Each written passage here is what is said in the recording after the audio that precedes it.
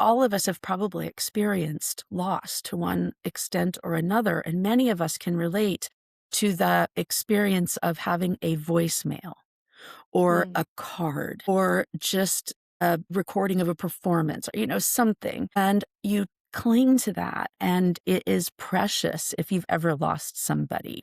And this is the opportunity to create something that is even more informative and more of a direct representation of what you would want to say. People will cherish the tiniest scraps of your voice and your handwriting when you're gone. This is an opportunity to leave more than that behind.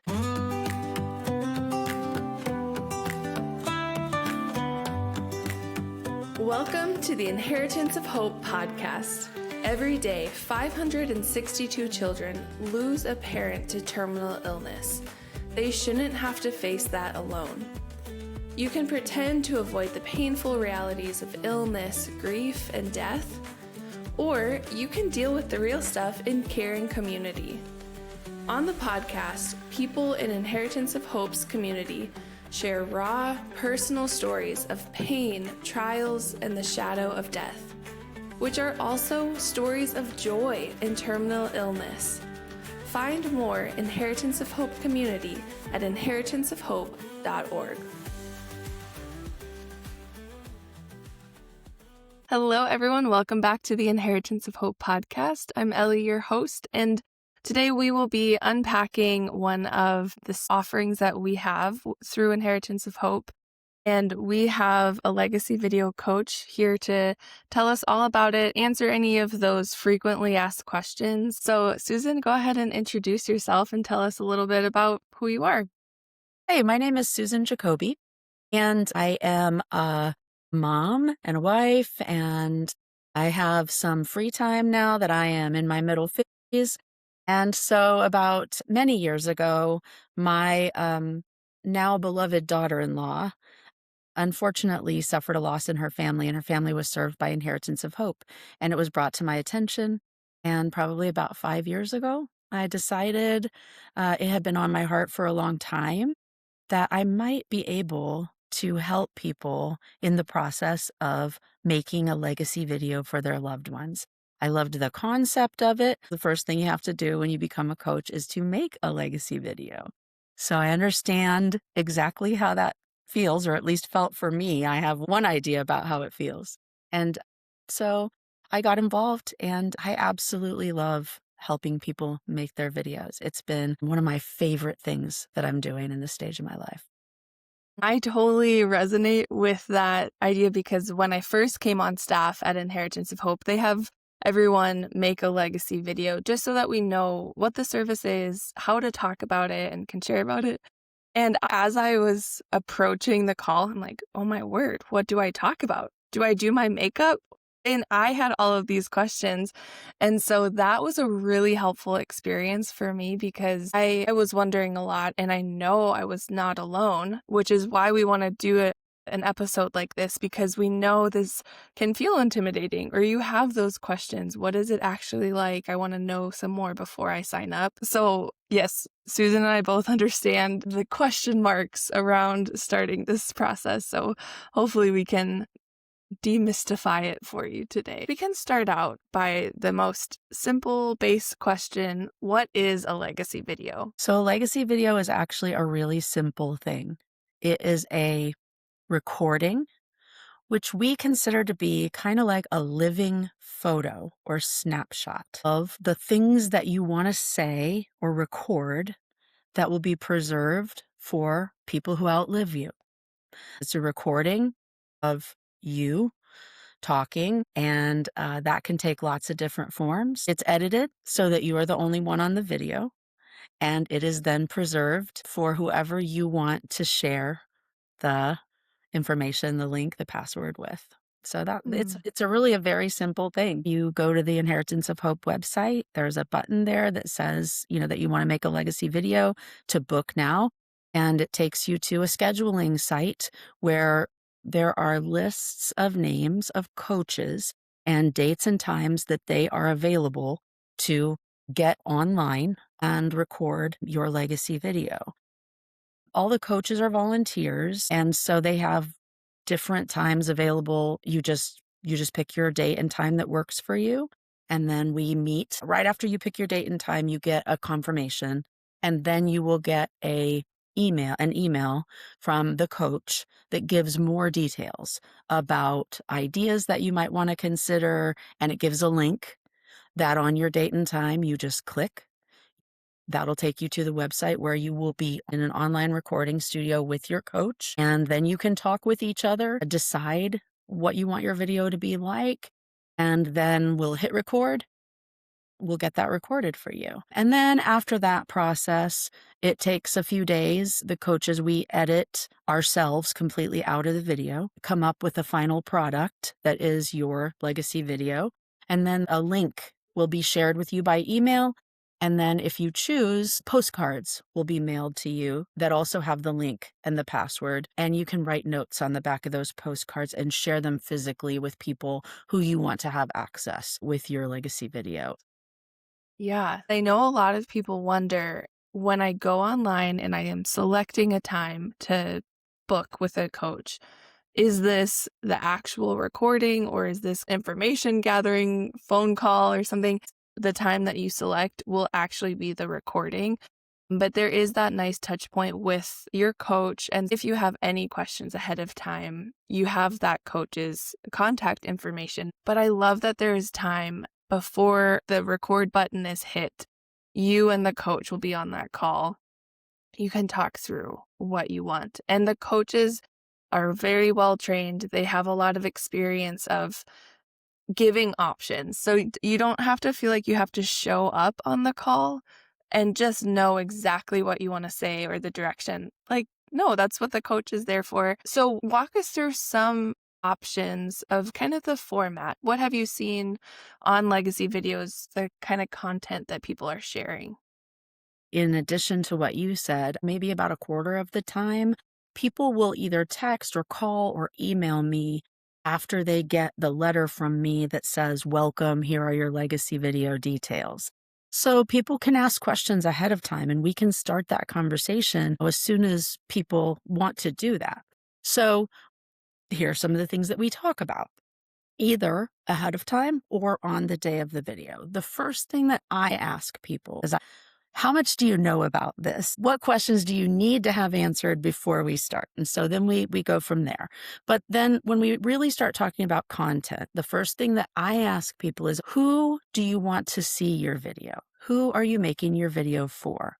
Because that really helps people make a lot of decisions. You could record anything. I mean, you could record some thoughts about what's going on in your life right now, and that's perfectly fine. So we say, who is your video for? And then that helps us decide. After that, it's kind of like, okay, do you think that you have an idea about what you want to say? Do you want to just start talking to this person? We'll record it. And then if you run out of steam or get stuck, I can help you. Or do you want me to start asking you questions? Do you want it to be more of a conversation? I've made both kinds of videos. I've had people show up and want to read from a paper that they've already printed out exactly what they want to say. I've had people want to do things like read storybooks to preserve that for their children or grandchildren or whoever in their life. I think probably the majority just need help getting started. And so they need some of those initial questions. When you get the email from us, there is a link to a list of questions that Inheritance of Hope provides that can help get you thinking about types of life experiences or things that children have been known to want to know from their parents. There's all different kinds of questions there. It's just a big, long list. That can be a little overwhelming. What I can do then is sort of talk to you about what you're looking for, who it's for, and then kind of pick a section and get you started by asking some of those questions. And sometimes I do that and people say, I don't really want to talk about that. And so we pick a different section. Sometimes I say, do you want to record your personal and family history? Do you want to talk about what it was like in your family growing up? Or do you want to focus on the family that you live with and have right now? Those are some choices that we can make. It's not super hard to figure out where we want to start and then help people get started talking. Sometimes that's all they need, Mhm. and they just go from there. And sometimes it's a true interview. Sometimes I ask a question every couple of minutes to elicit the next response. That works out really well as well. So that's kind of the process. Yeah, it is a very flexible opportunity to turn it into what you are looking for. We've had people read their children's favorite bedtime story. We've had people sing their child's favorite song. Anything really that you're just trying to capture. I made one and I was just saying, here's what is happening in my life right now. And so it can be very simple. It can just kind of be fact sharing. It can be whatever you want it to be. A coach is really there to walk you through step by step. And there's time on that call. We intentionally book it for an hour so that you have that time to talk through and kind of get that expertise from your coach to figure out what you want to say. And the question sheet that Susan just referenced was actually kind of built by asking young adults who had lost their parent at a young age, what do you wish you knew from your parent? Because if you lost your mom or your dad at 3, you are obviously not asking them, what was your favorite subject in school? If you're a young person, you're not thinking through these things, but as you grow up, you kind of just want to know your parent more. And so those questions were crafted to answer those questions that maybe the people in your life aren't asking or caring about right now, but they want to know that stuff about you. Yeah, the greatest thing about a legacy video, and it's also the thing that causes the most nervousness, it's hard to come up with an opportunity to tell people how you really feel about them. When do you do that? When do you sit down Mhm. with your kid or your parent or your best friend or your husband and just say, this is what I appreciate about you, or that I'm proud of you, or ways that you make me feel so loved, or, things like that. When do you just like have a chance to sit down and do that? Mhm. And you don't know where to start. That causes that trepidation and fear, but that's the opportunity in a legacy video to have help figuring out where to start. And so it really can be anything. One of my favorite experiences was helping some of our interns make their legacy videos. And they didn't come to the process with a diagnosis. They didn't have the clarity that that brings, and they were very young. But it was so much fun to record where they are now and what their hopes and dreams are. Mhm. And what do you think the future is going to hold, or what do you hope that it does? And then I can't wait in 5 years or something for them to look back on that and see how far they've come. So every video can be completely personalized to whatever the situation is. And we all have the technology to technically be making our own legacy videos, but how often are we like, I'm going to set time aside in my busy schedule, open my laptop, and just talk to myself essentially and hit record and share all of these things? That's not happening. It's probably not happening, I guess. Some people might be doing that, but I think having the coach handle all of the logistics is so helpful.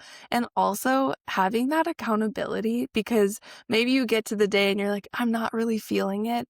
But knowing that a coach is sitting at their computer and going to be waiting for you, you are much more likely to show up to it, even if you're like, I don't need to do this today. Because there's that level of accountability. You're talking to another human. You're not just opening your laptop and hitting record. And so I've heard that as a good motivation to show up to the appointment that you book. It really is a partnership, kind of like a gym buddy or something like that. Mm, yes. Yeah. And you mentioned something that people might be curious about. You said we've had interns and non diagnosed people make legacy videos. So I guess another good basic question is, who can make legacy videos? So you've maybe seen or heard of the slogan, which is anyone can make a legacy video and everyone should. And the reason that everyone should is that nobody knows how long we all have here. And we live kind of with an illusion that there'll always be time to tell people or to have another conversation with people, but none of us know if that's true or not. So one of the ways that we can deal with that is that we can, at any point in our life, sit down, we can make an appointment We can have that help and accountability to record our thoughts and our feelings that will then be preserved for people that we love. All of us have probably experienced loss to one extent or another, and many of us can relate to the experience of having a voicemail or Mm. a card or just a recording of a performance or, something. And you cling to that, and it is precious if you've ever lost somebody. And this is the opportunity to create something that is even more informative and more of a direct representation of what you would want to say. Mhm. People will cherish the tiniest scraps of your voice and your handwriting when you're gone. This is an opportunity to leave more than that behind. It's hard to do. It's brave to do. And as a coach, I really don't think I have ever felt more honored than to be trusted with people's stories and the things that they want to tell the people that they love. So it's a sacred and really, really powerful and brave act. And what you said about the handwriting is really interesting, and that's part of the reason why we mail postcards. So it's uploaded on a password protected site. So it's not just on the internet, it's not just for anybody to find. You get to decide who gets that link and password. And we mail postcards with that information. But on the back, there's a spot for you to write a handwritten note.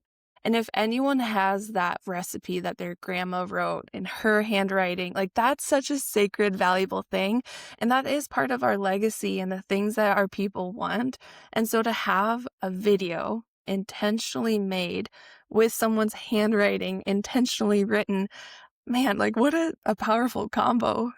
We've heard so many stories of when people are thick in their grief and in the midst of like maybe you just lost your person this week, having a legacy video and having their handwriting and their voice, it is like a balm for that grief. It brings comfort in the midst of a really, really hard time. And that feels like the biggest motivation. If you feel any hesitation to do this, think of what it could do for your family in the midst of grief.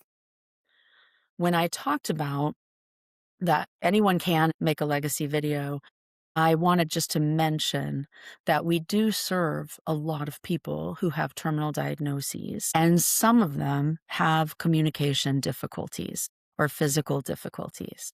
And I just wanted to go ahead and add that when we say everybody, we really mean everybody.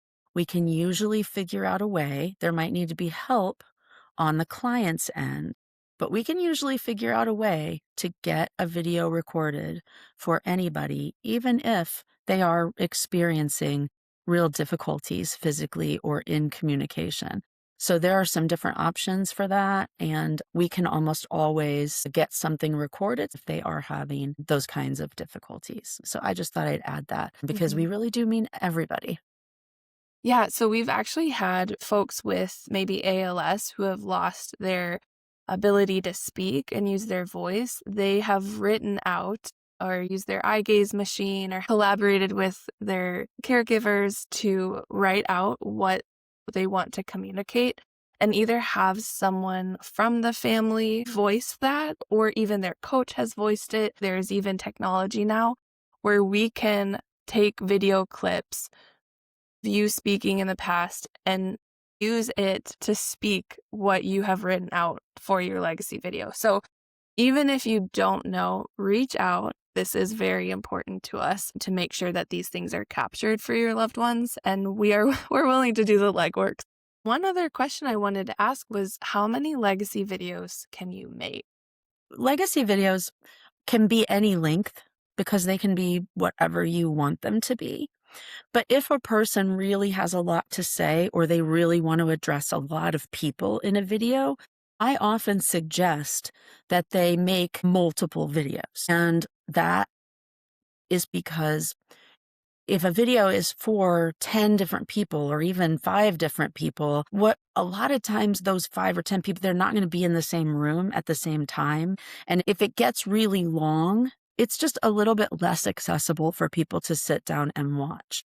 So it's just maybe easier and maybe a little bit more easy for people to enjoy and appreciate if you make multiple videos.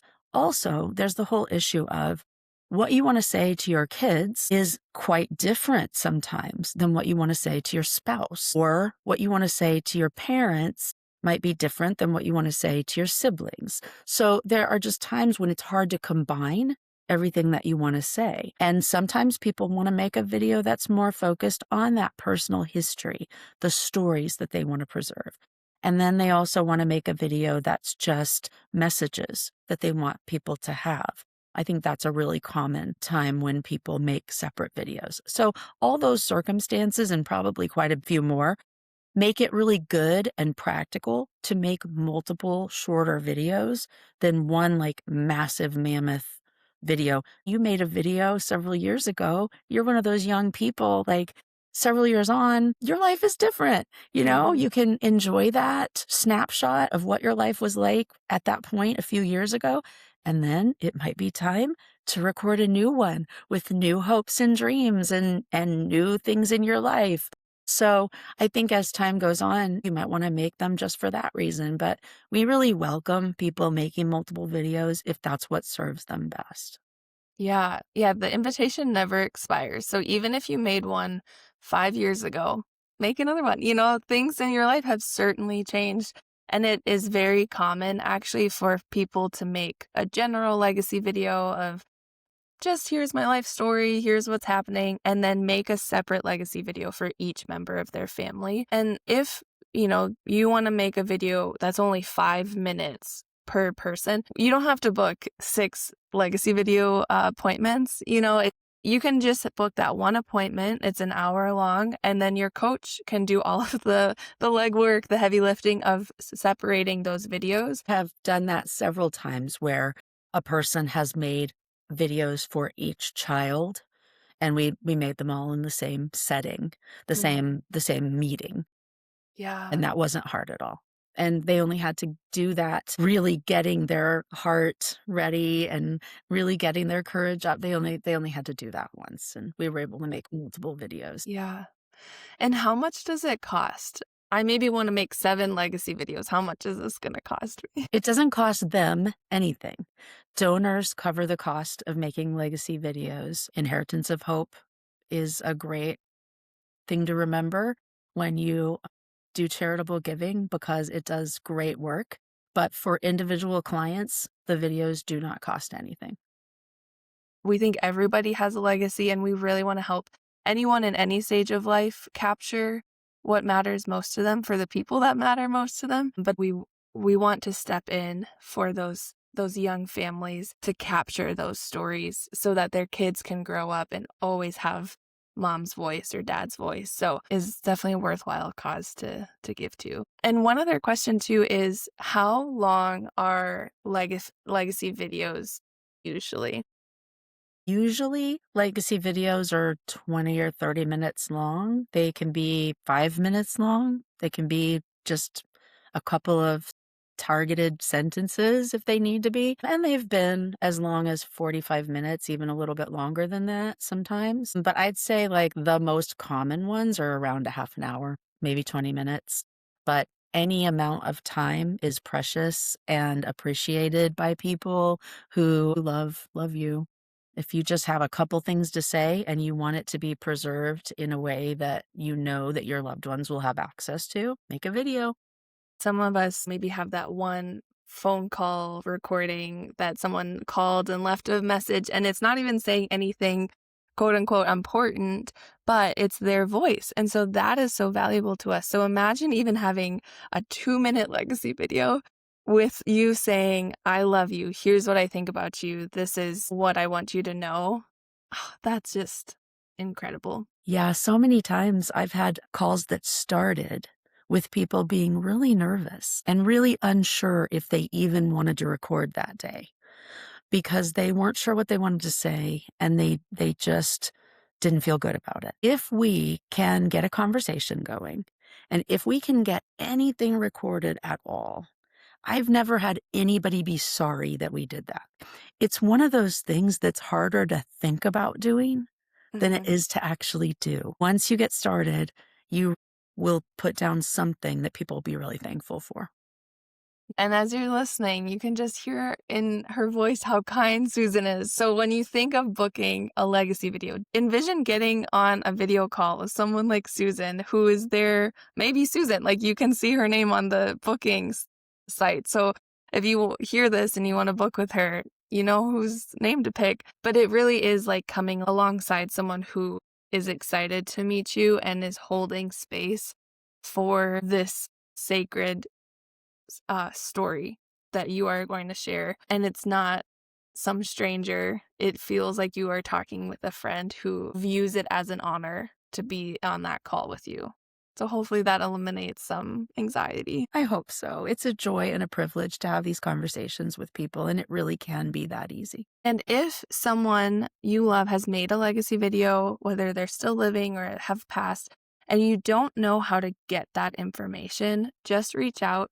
We have our email listed on the Inheritance of Hope website, and we often have people requesting that information. If you don't know where it is, it's not lost. We're here to help find it for you. We have it backed up on multiple places, so we're never going to lose it. If there's anything that we did not cover on this episode, but maybe you're still curious about, we have a whole frequently asked questions section on the Inheritance of Hope website. So click around or email us, and we'd love to kind of answer any questions or make it as easy as possible for you to show up and do this important work. So, Susan, thank you so much for speaking and sharing your experience and wisdom with everyone today.